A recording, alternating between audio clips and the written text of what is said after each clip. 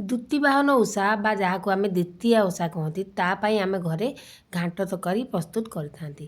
ତ ଏଇ ଦ୍ୱିତୀୟା ଓଷାରେ ଆପଣମାନେ ଘାଣ୍ଟ ତରକାରୀ ପ୍ରସ୍ତୁତ କଲେଣି ନା ନାହାନ୍ତି?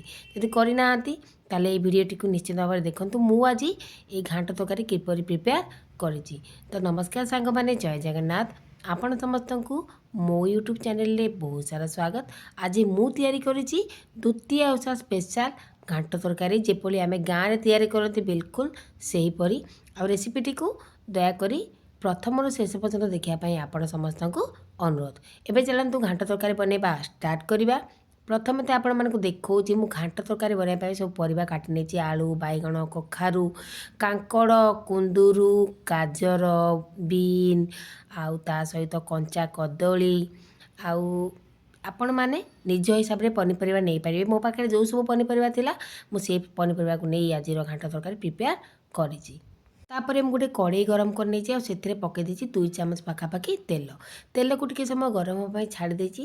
ଆଉ ତେଲ ଯେପରି ଆମର ଗରମ ହୋଇଗଲା, ତାପରେ ମୁଁ ଯେଉଁ ପନିପରିବାକୁ କାଟିକି ରଖିଥିଲି ତାକୁ ଏବେ ସେଥିରେ ମୁଁ ଅଳ୍ପ ସମୟ ପାଇଁ ଭାଜି ନେବି। ତ ଦେଖିପାରୁଥିବେ ମୁଁ ତାକୁ ଅଳ୍ପ ସମୟ ଭାଜି ନେଉଛି। ଆପଣମାନେ ଚାହିଁଲେ ଆପଣମାନେ ପୋଟଳ, ତାପରେ ଖମ୍ବ ଆଳୁ, ତା ସହିତ ଆମର ହେଲା ଝୁଡ଼ଙ୍ଗ, ସାରୁ, ଆପଣ ଫୁଲକୋବି ସବୁ ପନିପରିବା ଏଥିରେ ପକାଇ ପାରିବେ। ତ ଦେଖିପାରୁଥିବେ ମୁଁ ଅଳ୍ପ ଟିକେ ଲୁଣ ଦେଇ ଏବେ ପନିପରିବାକୁ ଭଲସେ ଏମିତି ଭାଜି ନେଉଛି।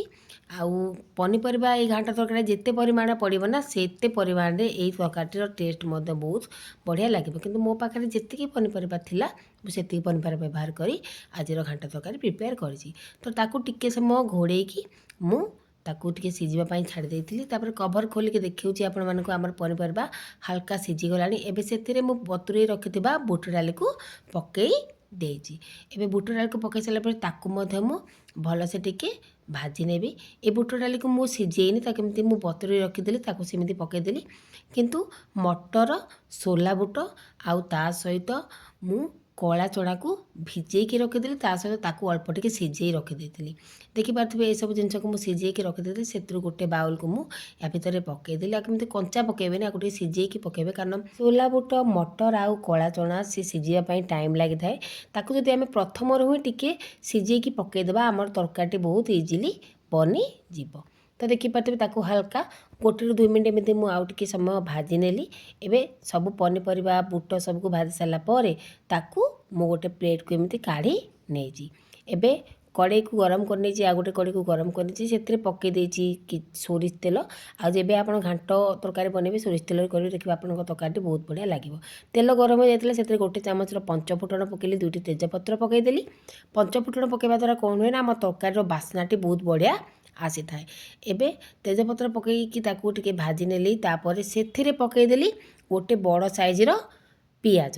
ଆଉ ପିଆଜକୁ ଏବେ ବିଲକୁଲ ତାର କଲର୍ ଚେଞ୍ଜ ହେବା ପର୍ଯ୍ୟନ୍ତ ଆମେ ଭାଜିବା। ଦେଖିପାରୁଥିବେ ଏପଟେ ପିଆଜର କଲର୍ ମଧ୍ୟ ଚେଞ୍ଜ ହୋଇଯାଇଛି। ଏବେ ସେଥିରେ ମୁଁ ମିଡ଼ିୟମ୍ ସାଇଜ୍ 2ଟି ଟମାଟୋ ନେଇଯାଇଛି। ଏବେ ଟମାଟୋକୁ କାଟିକି ତାକୁ ମଧ୍ୟ ମୁଁ ପିଆଜରେ ପକାଇଦେଲି, ଯେମିତିକି ଆମର ଟମାଟୋ ଟିକେ ସଫ୍ଟ ହୋଇଯିବ। ତାକୁ ଆମେ ସେହି ପର୍ଯ୍ୟନ୍ତ ଭାଜିବା। ଆଉ ଟମାଟୋ ଜଲ୍ଦି ସିଝିଯିବ, ସେଥିପାଇଁ ମୁଁ ସେଥିରେ ଆବଶ୍ୟକ ଅନୁସାରେ ଲୁଣ ପକାଇଦେଲି। ଆମେ ପନିପରିବା ସିଝେଇଲା ବେଳେ ମାନେ ଯେତେବେଳେ ଆମେ ଭାଜିଛନ୍ତି ସେଥିରେ ଆମେ ଲୁଣ ୟୁଜ୍ କରୁଛନ୍ତି, ତ ସେହି ହିସାବରେ ଆପଣ ଲୁଣ କମ୍ ବେଶୀ ପକାଇ ପାରିବେ। ନିଜର ଟେଷ୍ଟ ହିସାବରେ ଆପଣ ଲୁଣ ପକାଇ ପାରିବେ। ତ ଦେଖିପାରୁଥିବେ ଏବେ ମୁଁ ଟମାଟୋରେ ଲୁଣ ପକାଇ ସାରିଲା ପରେ ତାକୁ ଦେଖନ୍ତୁ ଭଲସେ ପୁରା ଭାଜି ନେଲି। ଏବେ ଟମାଟୋ ଆମର ବିଲକୁଲ ସଫ୍ଟ ହୋଇଯାଇଥିଲା। ଏବେ ସେଥିରେ ମୁଁ 1 ଚାମଚର ଦେଇଦେଲି କାଶ୍ମୀରୀ ଚିଲି ପାଉଡ଼ର, ଆଉ 1 ଚାମଚର ଦେଇଦେଲି ହଳଦୀ ପାଉଡ଼ର। ତାକୁ ଦେଇସାରିଲା ପରେ ତାକୁ ଦେଖନ୍ତୁ ଭଲସେ ଏମିତି ଟିକେ ଭାଜି ନେଲି। ଆଉ ଆଜିର ମସଲାଟି ମୁଁ ପ୍ରିପେୟାର କରିଛି ଜିରା, ଧନିଆ, ତା ସହିତ ଅଦା ଆଉ ରସୁଣ, ଶୁଖିଲା ଲଙ୍କା। ତ ସେଥିପାଇଁ ମୁଁ ଆଉ ଜିରା ପାଉଡ଼ର, ଧନିଆ ପାଉଡ଼ର ବିଲକୁଲ ଏଇ ତରକାରୀରେ ୟୁଜ୍ କରିବିନି। ତ ଦେଖିପାରୁଥିବେ ମୁଁ ଅଳ୍ପ ସମୟ ତାକୁ ଭାଜି ସାରିଲା ପରେ ଏବେ ଯେଉଁ ମସଲାକୁ ବାଟିକି ରଖିଥିଲି ତାକୁ ତା ଭିତରେ ଦେଇଦେଲି। ଯେମିତିକି ମୁଁ କହିଥିଲି ଜିରା ଆଉ ଧନିଆ ମୁଁ ବାଟିକି ହିଁ ନେଇଯାଇଥିଲି, ତ ସେଥିପାଇଁ ଆଉ ଏକ୍ସଟ୍ରା ଗୁଣ୍ଡ ପାଉଡ଼ର ମୁଁ ଆଡ଼୍ କରିବିନି। ଯଦି ଆପଣ ବାଟୁନାହାନ୍ତି ଏହା ଜାଗାରେ ଆପଣ ଜିରା ପାଉଡ଼ର ଆଉ ଧନିଆ ପାଉଡ଼ର ମଧ୍ୟ 1 ଚାମଚ ଆଡ଼୍ କରିପାରିବେ। ତ ଦେଖିପାରୁଥିବେ ଏବେ ମସଲାକୁ ପୁରା ଭଲସେ ପୁରା କଷି ନେବି, ଯେପରିକି ମସଲାରେ ପୁରା ତେଲ ଆମର ଅଲଗା ହୋଇଯିବ। ମସଲାଟି ଯଦି ବିଲକୁଲ ଭଲସେ କଷି ନ ହେବ ଆମର ଏ ତରକାରୀଟି ମଧ୍ୟ ବିଲକୁଲ ଭଲ ଲାଗିବନି। ତ ମସଲାକୁ ପୁରା ଆମେ ଭଲସେ କଷି नवा। तो देखिपारे एपरे मसला आमर पूरा तेल छाड़देलानी आ मसला पूरा बढ़िया से कषि हो गलानी। एपटे आपको मुझे देखा एबे से आम पूर्वर जो पनीपरिया को सब भाजिकी रखी ना ताकू ता भीतर आम पकई दबा। तो ये जो पनीपरिया को सब भाजिकी रखी ताकू ता भीतर एमती पकईदेली। आ पनीपरिया को पूरा भल से मो मसला सहित मिसई दूची जेपरी पनीपरिया सहित मसला पूरा भल से मिसीज देखूँ मु भल से एमती मसला सहित गोले नौची। सांग मैंने आपड़ जिते परिमाण एते आप पनीपरिया आड करेंगे आपणकर घांटा तरकारी बहुत बढ़िया लगे। मत टे सारू भल लगे आए खंबा आलू भल लगे किंतु मत से मिलानी तो से मुझा ता पकई करी। आपण मैंने अमृतभंडा भी नहीं पारे आपड़ निज हिसाब से पनीपरिया आड करेंगे जहाँ आपण मान पाखे अच्छी। तो देखिए 2 ରୁ 3 मिनट भल से भाजी नहीं सारापर कभर कर पूरा 5 ରୁ 10 मिनट मुझे छाड़ी देली। लो फ्लेम रे पूरा 10 मिनट मुझे सीझापी छाड़ी टे कषापी छाड़ी 10 मिनट पर आपन को कभर करके देखा देखिपारे पनीपरिया पूरा बढ़िया से कषि हो जाइए। आउ एबे ताकू हल्का टिके एमती एपट सेपट करनेबी। एबे सेतरे दे दूची मु पानी जेहेतु पनीपरिया आमर सीझिबो सेतिपई मुझे पूरा 1 ग्लास पाखापाखि गरम पानी व्यवहार करी। सब मन रखिए जो आप किसी भी डाली हो कि तरकारी हो बनाऊँ सब गरम पानी व्यवहार करेंगे देखिए आपंकर तरकारी बहुत बढ़िया लगे।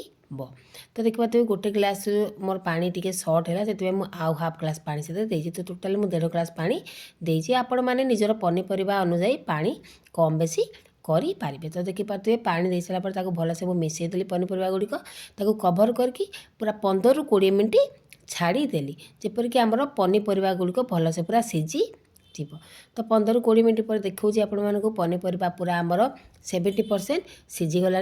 एबे से काटिकी रखि नड़िया को मु देदेली। घांट तरकारी बनब आ नड़िया पड़ोनी तो बिल्कुल घांट तरकारी टेस्ट आसबनी। आपड़ एमती चाहिए नड़िया को काटिकी पकई पारे ना तो कोरिकी पकई पारे। तो देखिपारे एपटे मुझे नड़िया को पकई सारापर अल्प टिके मुझे चलई नेली आउ कभर करके 10 मिनट सीझापी मुझे छाड़ी देली जमीक नड़िया भी आमर टिके सीझी जीव।